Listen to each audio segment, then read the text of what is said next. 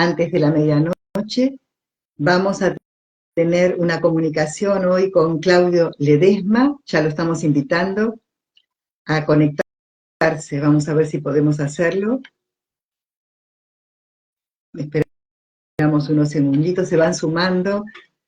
Estoy desde el Vino, Mabel Jaureche. Bienvenidos, gracias por acompañarnos. Esperamos a Claudio.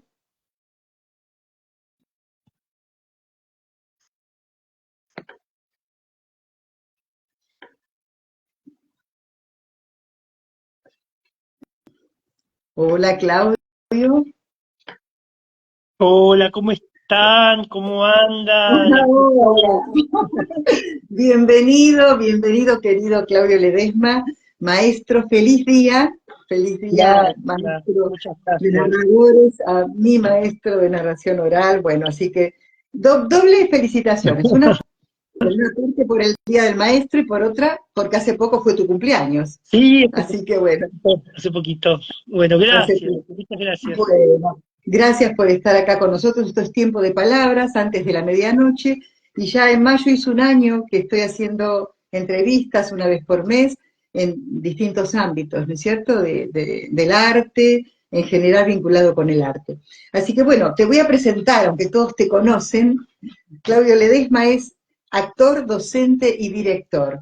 Estudiaste en la Escuela Nacional de Arte Dramático, también hiciste la licenciatura de Artes Combinadas en la UBA, te especializaste en literatura infanto-juvenil, sos escritor, director, sos un gran creador de espacios para la narración oral y para las oportunidades. Yo digo que como en una varita mágica vas creando grandes oportunidades para todos los narradores y los que tengan ganas de hacer cosas, ¿no? Así que bueno, yo digo, ¿dónde empezó todo esto? ¿Cuál fue el origen? ¿Cuándo te conectaste con la literatura por primera vez y dijiste, bueno, yo quiero, con la literatura o con el arte, yo quiero hacer esto?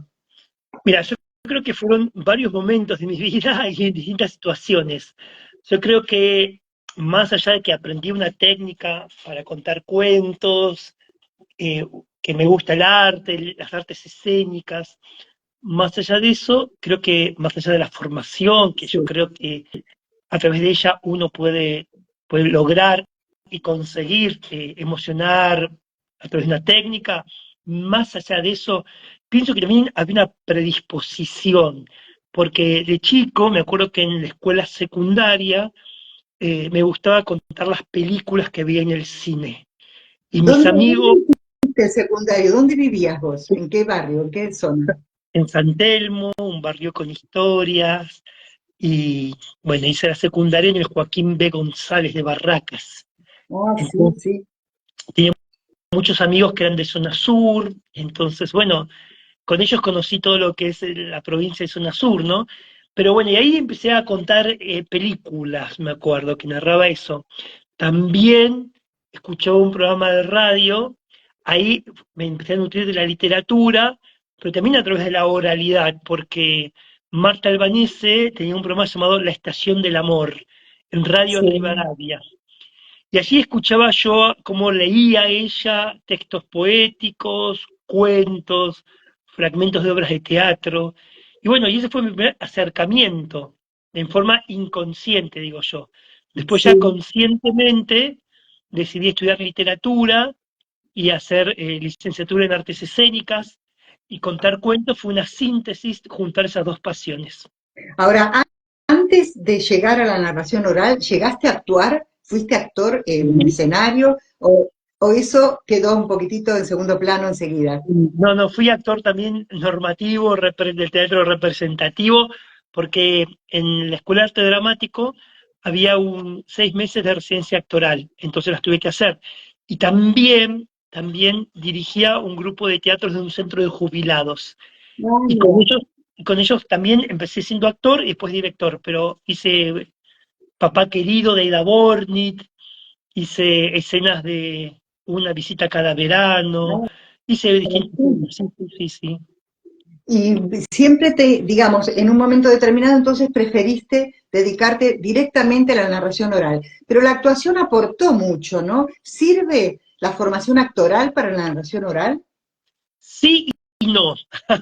La- sí y no.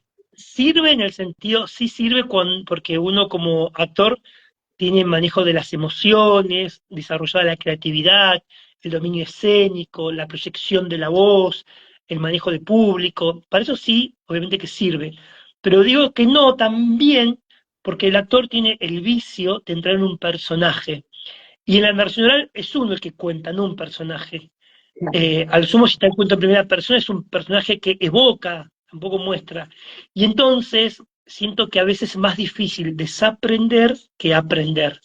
Entonces, para mí es mucho más sencillo enseñar a contar cuentos a bibliotecarios, a docentes, que a actores, porque siento que el actor tiene como que encontrar como una cebolla que se pela distintas capas, Sí. tiene que pelarse para ser él, y eso le cuesta a un actor porque no tiene ese mecanismo. ¿Sigue la polémica o el enfrentamiento entre lo que es realmente la narración oral pura y la narración oral, no sé si escénica, cómo llamarla, donde se filtra mucho la actuación? ¿Hay polémica y hay choque en eso o se terminó? Mira, yo creo que se terminó porque me parece que la narración oral como un género va creciendo, va evolucionando, como todas las artes, dialoga con otras artes escénicas, entonces me parece que eso es lo rico también, que se van creando distintos paradigmas. Y la narración yo creo que, bueno, hoy por hoy dialoga con muchos elementos de la escena, audiovisuales, inclusive te diría, yo estoy ahora en un trabajo con la inteligencia artificial para trabajar también dentro de un espectáculo de narración oral.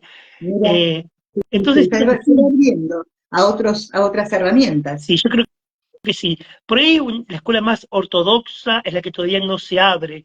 Digamos, no se abre desde el discurso, pero de la praxis sí se abre, porque de hecho si vemos los últimos montajes de distintos narradores que por ahí surgieron de escuelas bastante ortodoxas, los últimos montajes trabajan con audiovisuales, trabajan creando personajes, trabajan teniendo una dramaturgia de un espectáculo, con luces, o sea que también, digamos, desde la praxis, la Ingresan en ese natural, aspecto.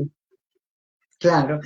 Ahora, sigue siendo atractivo igual ese narrador que está despojado de todo, ¿no? A mí me atrae muchísimo la silla, el fondo oscuro y el narrador ahí contando, donde solamente la voz es la que te va llevando por los distintos caminos. O es aburrido para la velocidad de hoy, de la sociedad de hoy. yo creo que tiene que ver con estilos y con formas, me parece que uno tiene que ser auténtico, verdadero, y si en ese estar sentado hay una comodidad también, y más allá de una comodidad hay un criterio estético también, una decisión estética me Sí. parece que es válida también. Yo conocí a Graciela Beatriz Cabal, que ella contaba sentada, no movía ni un músculo, y uno no paraba de reír, de llorar, de emocionarse, de transitar distintas emociones, y ella lo hacía de esa forma, digamos, era muy potente lo que contaba y el vínculo que generaba con el otro. Recordé también a Cristina Villanueva, que yo no conocía a Graciela Cabal, pero Cristina Villanueva también siempre sentada o sin movimiento prácticamente, ¿no? Y también te llevaba. Hablando de Graciela Cabal, ¿no es cierto? Pensaba yo, hoy cuando estaba pensando en tu trayectoria, que hay dos mujeres que marcaron mucho tu vida profesional y no sé si también tu vida personal. Una, Graciela Cabal, y otra, Dora Apo. ¿Estoy en lo cierto? ¿Y en qué marcaron esto que yo menciono? Mira, las dos marcaban a nivel profesional y a nivel personal también, porque fueron mis grandes maestras.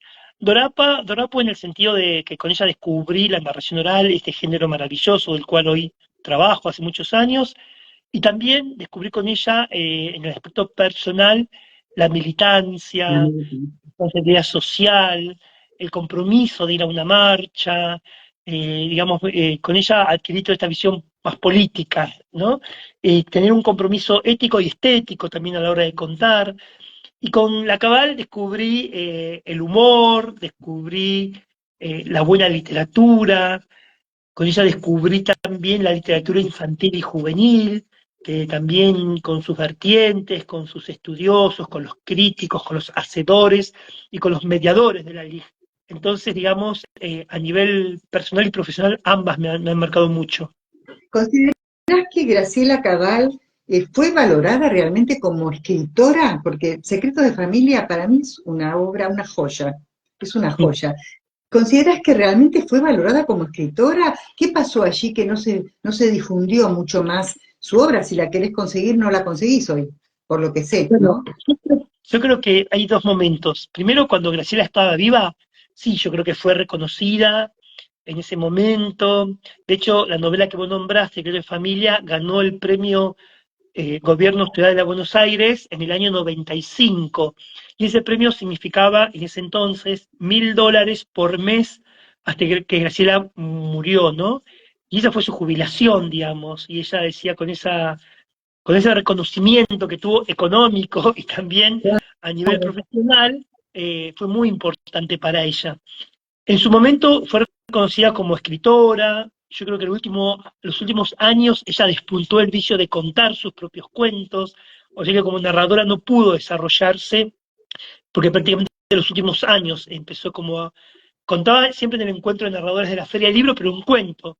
Pero comenzó a viajar a festivales en el año 2000, 2001, y falleció en el 2004, o sea que fue muy cortito ese lapso que como narradora fue desarrollándose. Y creo que actualmente no es muy valorada porque al morir el autor a veces muere su obra también. Si no hay alguien, no está el Punto de autor, vista. o alguien que esté detrás de la obra, con las editoriales, presionando para que estén en catálogo, para que se Sí, vean, para que, digamos, la obra lamentablemente desaparece con el autor. Y eso sí, hace que hoy por hoy esté descatalogada, Secretos de Familia, sí. Mujercitas de antes, Emoción más antigua, libros que son Carlitos Gardel, libros que son la Biblia también. Te recuerdo los que están descatalogados, que no están más. Tiene más de 70 libros publicados y de los cuales están descatalogados la mayoría. Es una pena porque la Una gente pena. joven, de las últimas generaciones docentes, no conocen su teoría y su literatura. Claudio, vos sabés que en la narración oral, cuando uno ingresa, empieza a estudiar, ve que hay mucha gente grande, somos todos grandes. ¿Por qué hay tan pocos jóvenes que cuentan? O decime si estoy equivocada, y en otros países es distinto, es solo una característica de Argentina. Yo creo que también el origen tiene que determina el desarrollo. Y aquí en Argentina el origen fue a través de Dora Patricia Echevarri y Marta Salotti en el Instituto Bernasconi, con formación de docentes.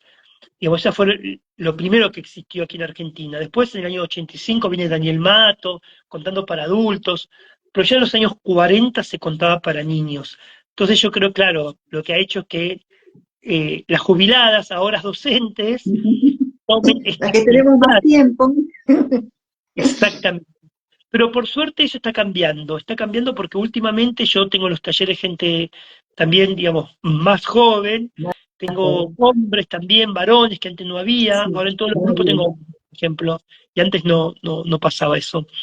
Y también yo creo que, bueno, el género mismo se va desarrollando, si bien surgió en los años 85 lo que hacemos nosotros para adultos, pensemos que son 39 años, entonces actualmente lleva 39 años como arte, es muy nuevita. Claro, Todos los sí. parámetros de orientación se van determinando desde el ejercicio de hacer. Sí. Cuando empecé a estudiar narración oral, escuché por primera vez, bueno, en tu taller, y luego a Genovese, a Carlos Genovese, que vos lo trajiste en el Festival Internacional, hablar de orilatura, oralitura, ahí está, oralitura. ¿Qué es? ¿Qué es eso? ¿Qué significa? Este es un término que acuña Jorge Mario López, un narrador cubano que vive en Colombia, en Cali. Allí se publica un libro llamado Unicuento, un sueño hecho palabra. En este libro es una recopilación de distintos teóricos y bueno, y él habla de la oralitura, crea este concepto, que es el texto que el narrador crea en forma oral. Él dice que nosotros somos oralitores, porque no hacemos literatura oral, sino que hay un trabajo, una síntesis del texto escrito, una adaptación, una traslación del lenguaje, un hecho estético, un hecho escénico. Entonces, al convertirse en oralitura, es un término que él acuña pensando también en el texto teatro, haciendo un Sí, paralelismo. El texto de teatro es el texto, no la dramaturgia que el actor recibe escrita, sino es la dramaturgia que el actor crea en forma oral una vez que está ensayando. Hay textos que van concibiendo y van creándose desde la adaptación, desde la improvisación, y mismo por más que tenga un texto, el actor lo va pasando el texto, pero van surgiendo nuevas interpretaciones, nuevos textos que después eso queda en esta oralidad del teatro. Muy bien, muy interesante es todo lo que decís. Mira, tengo que hacer una pequeña pausa porque tenemos muchísima gente que nos está acompañando. Mabel, Comala 2000. María Isabel dice que ella hizo un curso con Dora Pastoriza. María Isabel es docente, jubilada, fue directora. Mecha, Patricia Saracho, Giovannico, Gladys Gallardo, Gaby Gallardo, sí, ya lo dije, Goleta Elena, Marzo Martínez, Zoila, Floria, Verónica Ballester, Javi Sech, Hilda, Federico, bueno, muchos te mandan feliz cumpleaños, te saludan, les agradecemos la compañía que nos están haciendo, ahí veo a Pablo Fabián, a Federico Garay. Bueno, ¿qué tiene que tener un narrador para ser bueno, para ser un buen narrador? Hay algo que decía Eduardo Galeano que se llama la pasión de decir. ¿Qué significa la pasión de decir? Él decía, todos tenemos algo que contar, algo que decir, algo que merece ser celebrado, festejado o simplemente perdonado. El cuento es la excusa. Me parece que lo que tiene que tener un buen narrador es ganas de comunicar y esa pasión de querer decir. Qué bueno, sí, es verdad. Vos, cuando yo te conocí, a vos no te gustaba viajar, no querías viajar, pero de repente nos abandonaste y te fuiste por el mundo, ¿sí? Y no paraste de viajar. Contame un poco cuál fue el clic ese que hizo que dejaras ese no querer salir y estar por México, por España, por Cuba, por todos lados y por toda la República Argentina, ¿no? ¿Cuál fue el detonante para salir al mundo? Yo creo que tiene que ver con una madurez profesional y personal también. Y al principio, digamos, yo me recuerdo que detestaba viajar, odiaba porque yo en Buenos Aires hago todo lo que me gusta. Me encanta mi barrio, me encanta mi casa, me encanta ir a tomar un café en el bar de la esquina, me encanta hacer gimnasia. Entonces cuando viajaba, toda esa rutina se me rompía.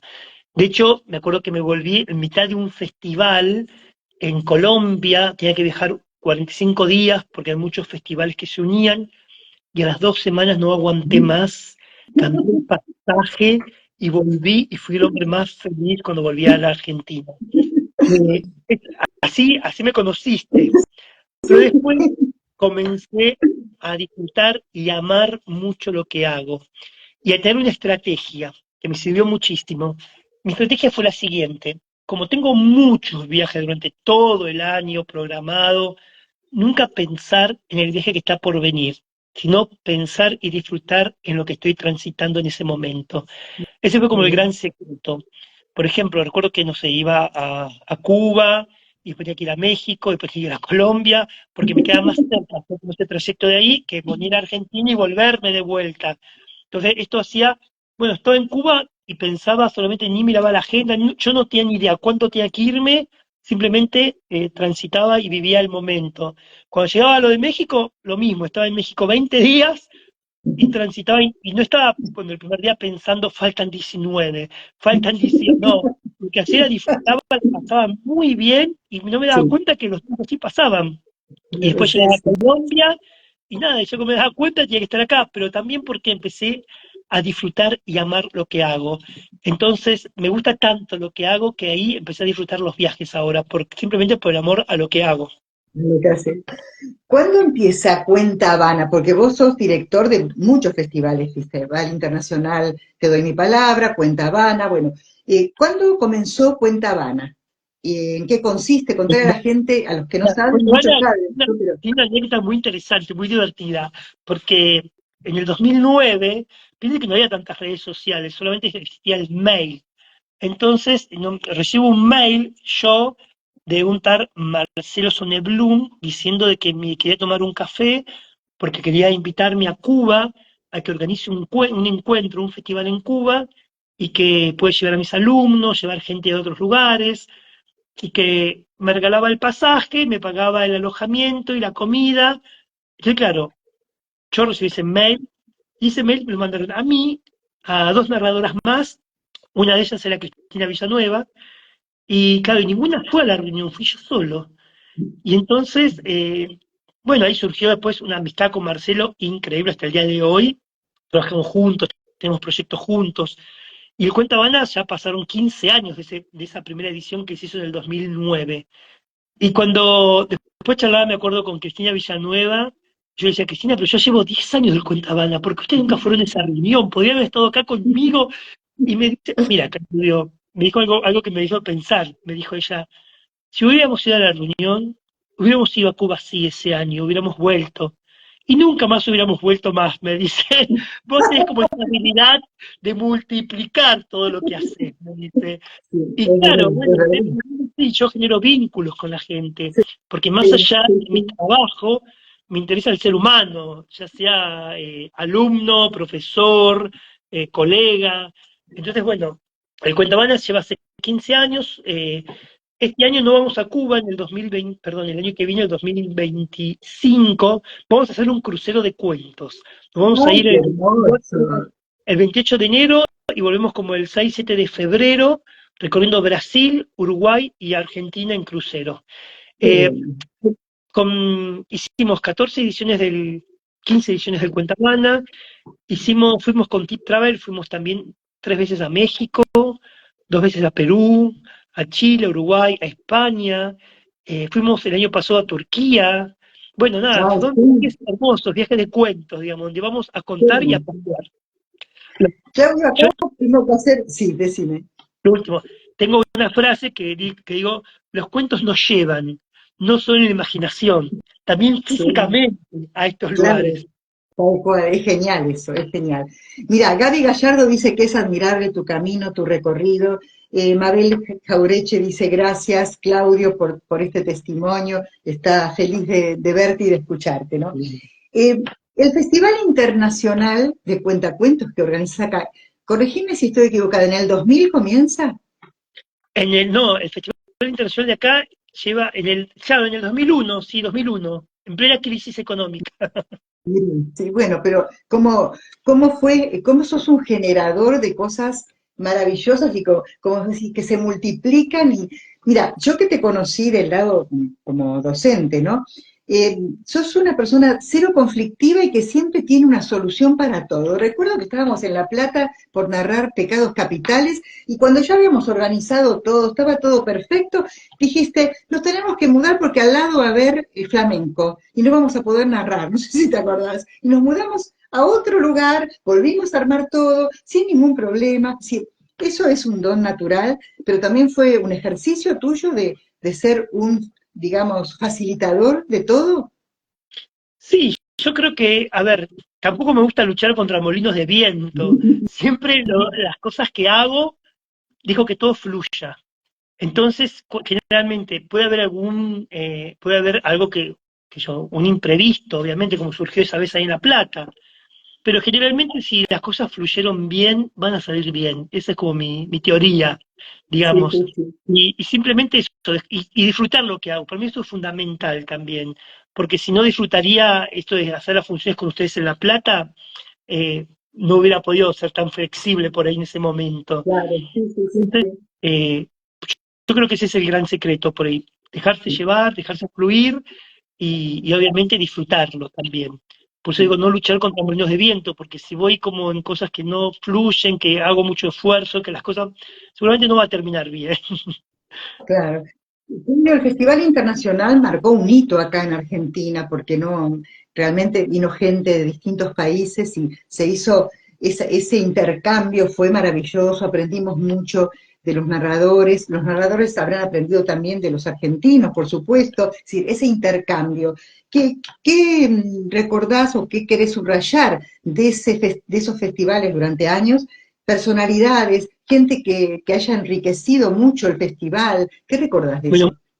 muchas cosas. En principio, yo creo que esto que hablábamos estamos en otra época, y la narración oral, estamos en épocas donde la información cambia vertiginosamente. En esas épocas no existían Instagram, no, prácticamente muy poco Facebook, no había otras redes sociales. Entonces, claro, era muy raro ver un narrador de otro país, porque no estábamos tan claro, globalizados.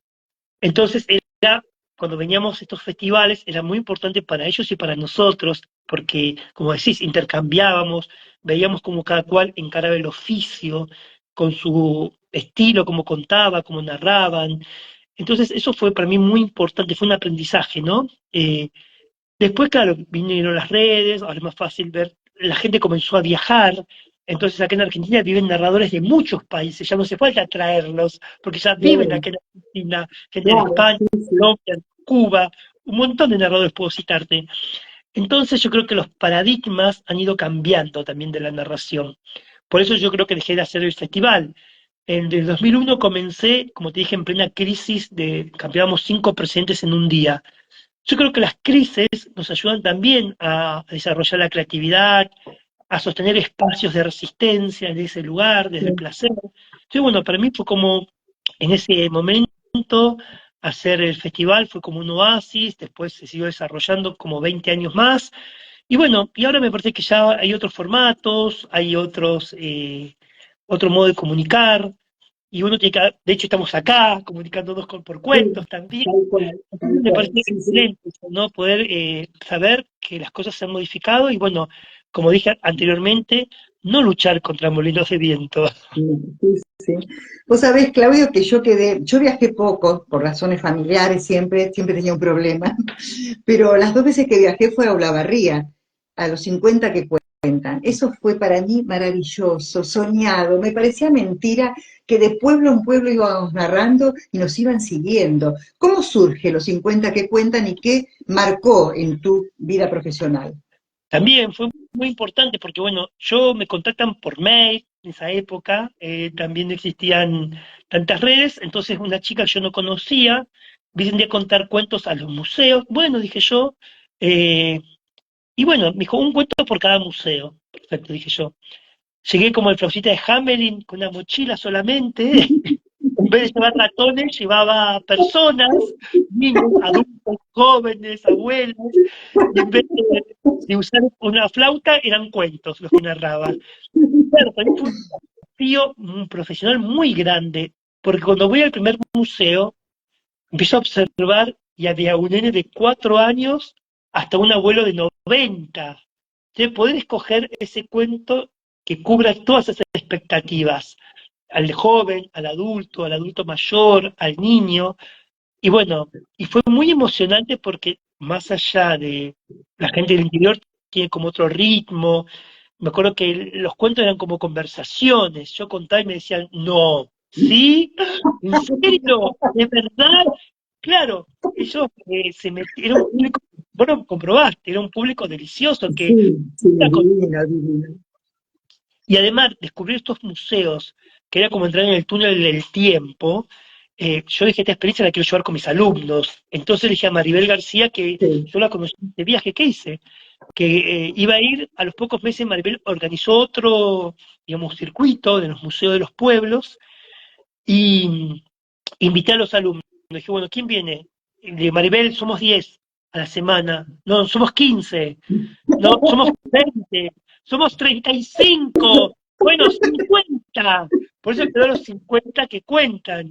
Y así viajábamos 50 y contábamos. maravilloso, maravilloso. Fue una experiencia, aparte, cómo nos recibían, es decir, toda esa ilusión que tenían, a nosotros nos parecía un sueño, la verdad que fue maravilloso. Y Claudio, ay, sí, descubrir también en cada pueblo la historia de cada pueblo. Los claro, alemanes del Volga, con sus cintas típicas, sí. la Yo me acuerdo que en Espigas nos llevó, creo que Maribel nos llevó a hablar con un hombre que era el lechero del pueblo y que nos contaba cómo él conversaba, cómo trataba a sus vacas, que eran pocas además, y cómo las trataba para que ellas estuvieran felices, eran las vacas felices, viste que están las gallinas felices, bueno, una cosa maravillosa, realmente es un gran recuerdo para mí. Pude ir en 2 oportunidades, por suerte. Claudio, te quería preguntar acerca de las diferencias de los narradores. ¿No narra de la misma manera un narrador cubano, colombiano, venezolano, mexicano que un argentino? ¿Cuál es la diferencia? ¿Por qué esa distinción, no? Es muy marcada la diferencia, por lo menos en la extensión Ya en la extensión es tremendo. Yo creo que tiene que ver con la identidad de cada lugar también. Nosotros somos, nuestra identidad es ser literarios, tenemos a Cortázar, a Borges, Marco de Nevi, Abelardo Castillo, somos del cafecito, de la Avenida Corrientes, acá en Buenos Aires al menos, ¿no? Esto pensando en una mirada muy centralista, porque en otras provincias es distinto. Entonces también tenemos como esa cuestión de que nos nutrimos de textos literarios, precisamente por esta fuerte eh, influencia literaria que tenemos, ¿no? De escritores y de escritoras. En otros países como Colombia y Cuba, en la tradición oral es muy fuerte, porque son países que conviven con pueblos originarios, con tribus autóctonas, y bueno, obviamente que la tradición oral radica ahí también en un país vegetal, con mucha vegetación tropical, entonces cuentan en espacios abiertos, hacen, yo digo, una narración oral callejera, porque claro, Sí, trabajan con todo el cuerpo, tienen que llamar la atención de lo que está pasando, se quedan y escuchan. Entonces nosotros sí, somos más chiquitos, más cerraditos, porque trabajamos en espacio, en un café, en una claro. librería, una biblioteca. Sí, sí. Yo recuerdo que a mí lo que me impresionó mucho fue cuando lo escuché por primera vez a Mosquera, que el cuento duró más de media hora. Claro. Y yo digo, ¿cómo sostenés? Por supuesto que lo sostuvo muy bien, pero bueno, ¿cómo hacés para sostener un cuento más de media hora, no? Y es eso que vos estás comentando.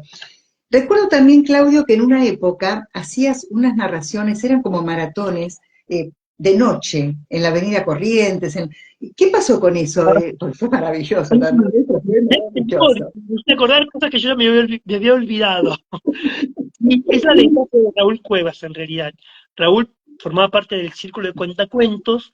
En el Círculo de Cuentacuentos éramos, o somos, todavía sigue el grupo vigente, narradores profesionales que trabajamos mucho en forma individual, pero que nos unimos y nos juntamos para ciertos eventos.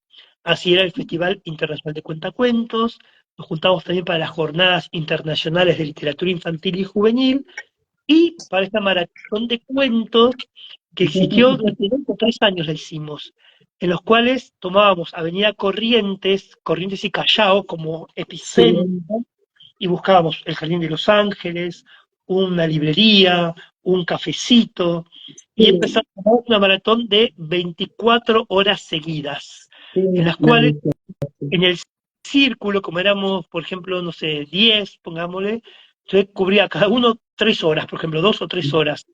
Y bueno, me acuerdo que una vez a Juan Ignacio Jafé, la pobre le tocó de las 2 de la mañana a las 5 de la mañana, o de las 5 de la mañana a las 8 de la mañana en distintos lugares, y ahí vamos Sí, rotando. sí. Bueno, fue una experiencia muy linda también. Esa, digo, son quijotadas que uno hace por Sí, algún sí, a objeto. mí me tocó en la Avenida Corrientes en un subsuelo, un café que no está más. Maravilloso, era algo, no sé, estuvimos hasta las 2 de la mañana ahí también. Y Maravilloso, la algo verdad que nos que es. pasó en este evento, el evento nos sobrepasó, porque claro, pensamos que esas horas no iba a ir mucha gente, 24 horas, ¿quién va a escuchar 24 horas cuentos? No, hacía cola para entrar a las salas, Sí, sí, que sí, me acuerdo que teníamos que hacer que la gente, como no se iba, pedirles que por favor se alojen en la sala, que había gente afuera que quería entrar, y hacíamos de recambio acuerdo. cada hora, porque nos pasó esto, que claro, pensábamos que no iba a haber tanta gente, tanto público, y nos sobrepasó y todas las salas nos quedaron pequeñas también. Sí, sí, sí.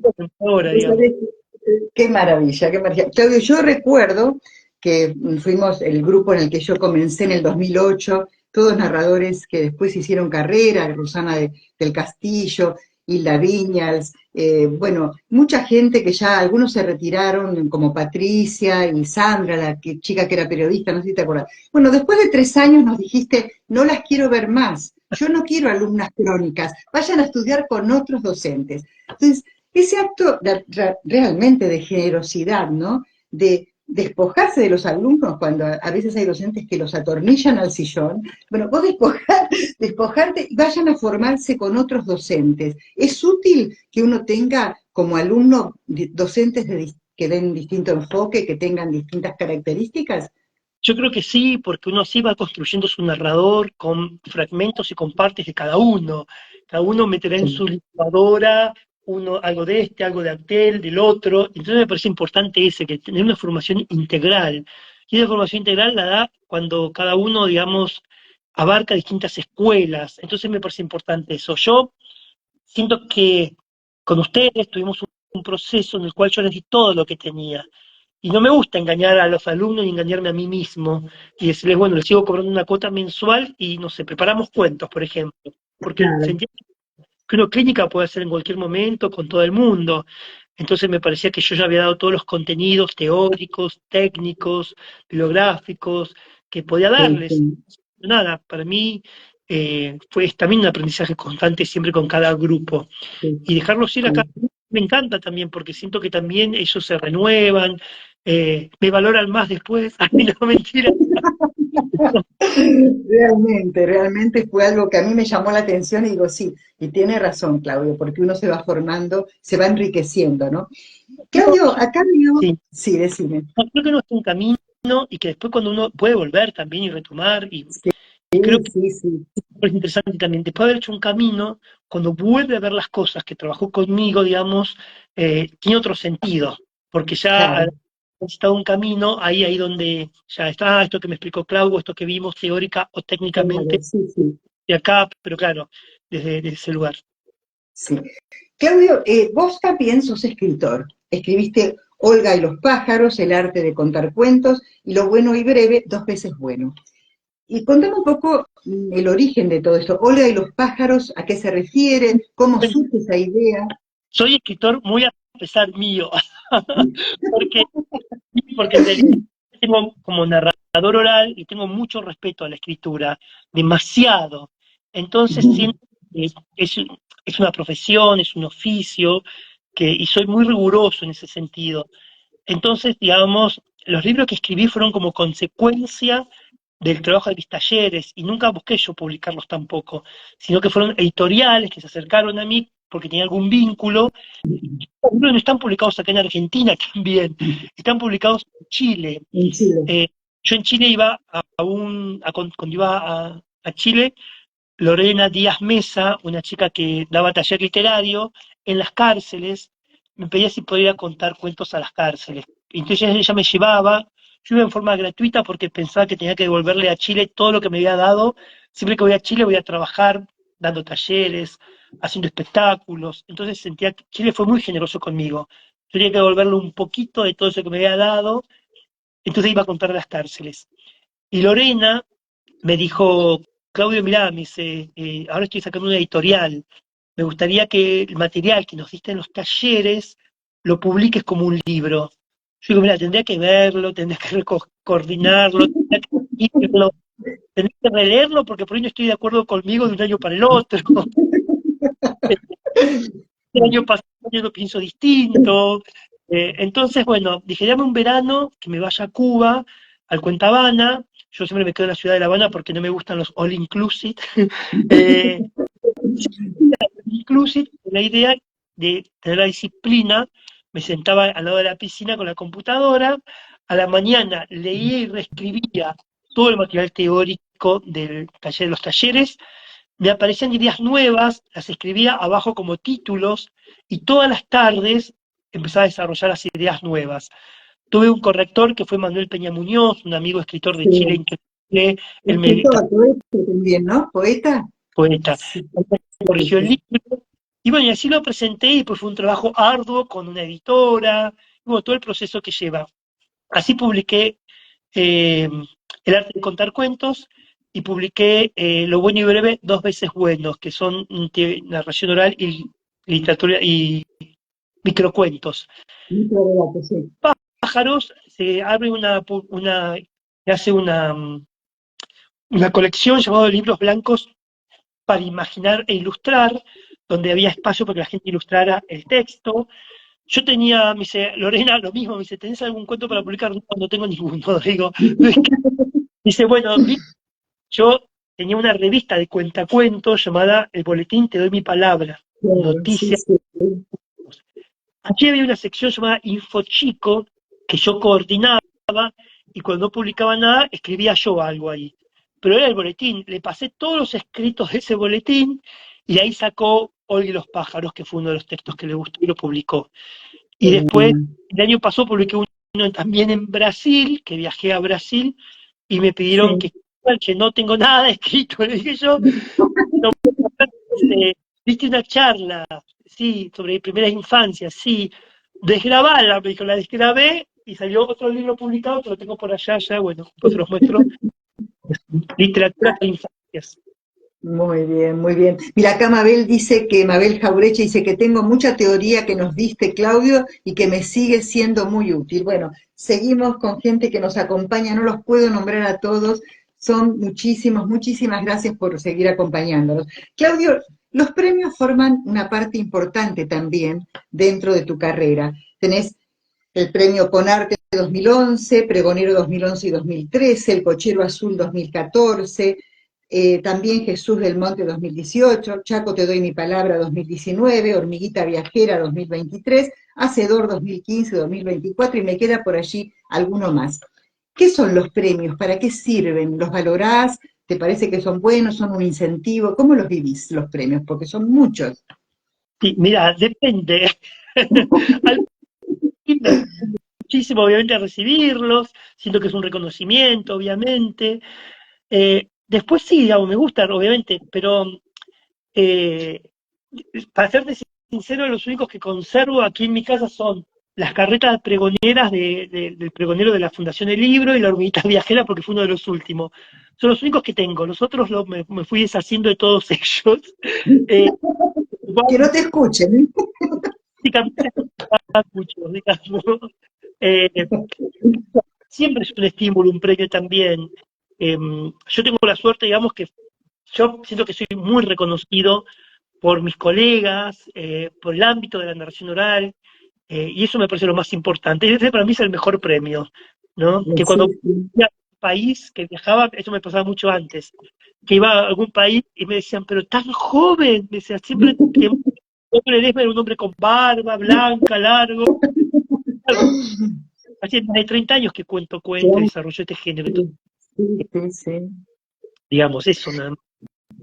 Bueno, mira, actualmente te quería preguntar sobre sos el director de la Diplomatura de Narración Oral Escénica de la UNE, que es la Universidad Nacional del Nordeste. ¿En qué consiste la diplomatura? ¿Qué Bueno, es eso? fueron varias diplomaturas que se armaron, que se hicieron, comenzaron en pandemia, comencé con la Universidad de Chaco Austral, con el Instituto Universitario Rodolfo Walsh en Chaco, después continué con la Universidad Nacional de Tierra del Fuego, todo eso en pandemia. Y siempre han ido modificándose, porque ¿qué pasa? Muchas veces la gente es la misma que continúa. Y como te dije, yo no quiero engañarlos y darle lo mismo. Lo mismo, claro. Han sido muy diversas. Las primeras dos fueron de formación. Después, la tercera y la cuarta, trabajamos sobre derechos humanos, género y, y diversidad. Esa fue actualmente estamos trabajando eh, narración oral escénica y tópicos sobre las adolescencias. En realidad el que Ujú. más aprende soy yo, digamos, de las diplomaturas, porque me obliga a investigar, me obliga obviamente las coordino yo, pero no las doy yo.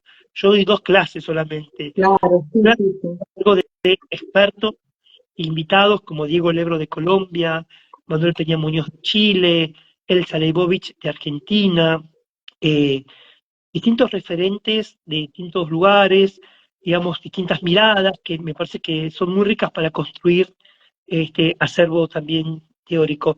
Por eso digo, a mí el que más se forma con las diplomaturas soy yo, porque me obligan a armar un programa de trabajo, a Claro. investigar como son virtuales a través de Zoom, tiene la posibilidad el Zoom esto de convocar gente de muchos países, de muchos lugares, como Manuel Hernán Díaz de Venezuela, Ana Garralón de España, Yolanda Reyes de Colombia, Sí, bueno, sí, sí. Silvia Schuher de Argentina, Sandra Comino, bueno, tenemos gente muy, muy capaz, Liliana Cineto, Sí, la verdad que sí, qué bueno.